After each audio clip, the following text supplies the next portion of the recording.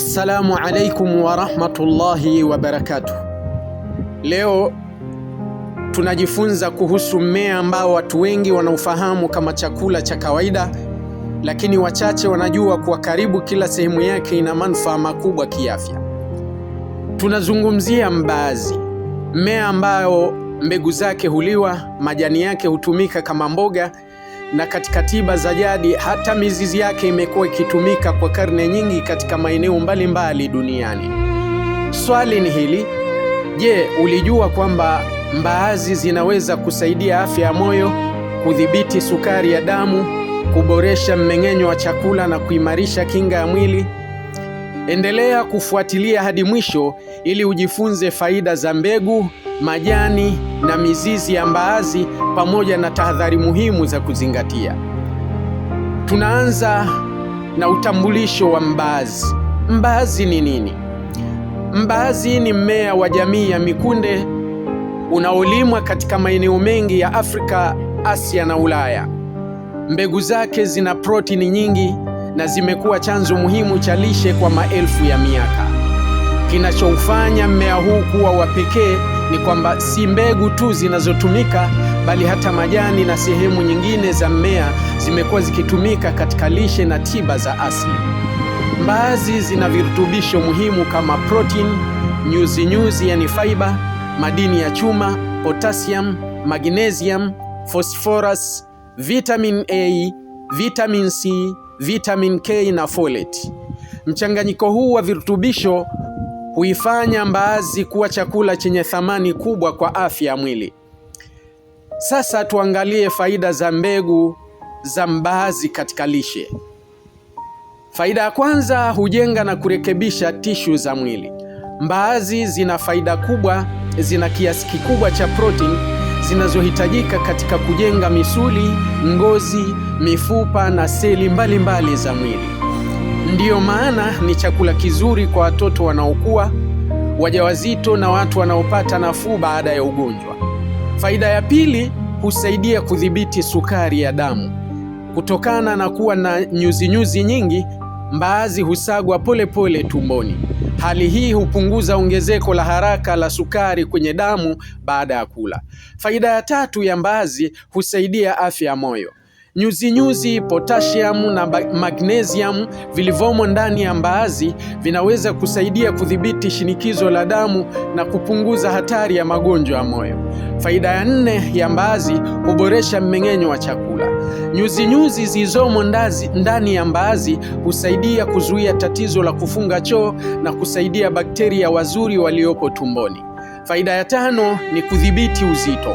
Mbaazi humfanya mtu ashibe kwa muda mrefu, hivyo kupunguza tamaa ya kula mara kwa mara na kusaidia katika udhibiti wa uzito.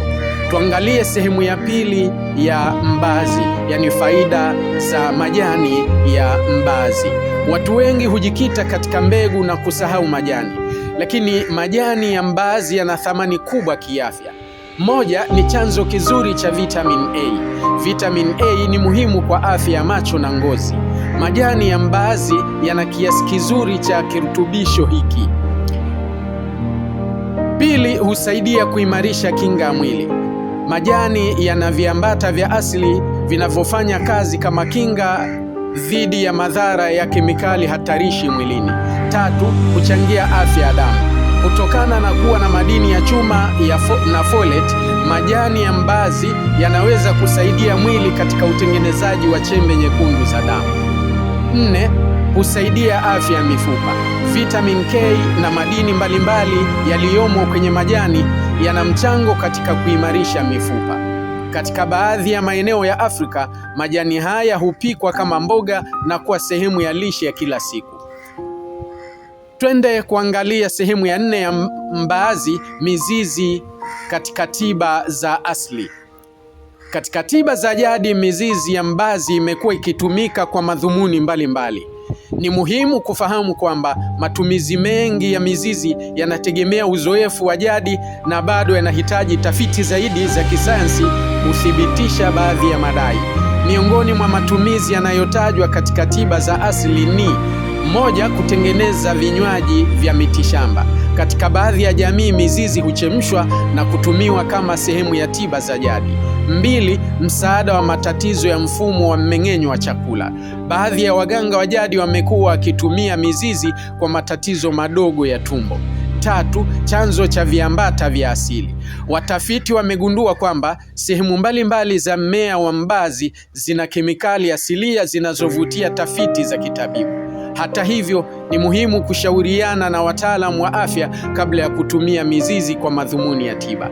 Sehemu ya 5 ya mbazi ni katika tiba ya asili ya kisasa. Utafiti wa kisasa unaonyesha kwamba mbaazi zina viambata vinavyojulikana kama antioxidants.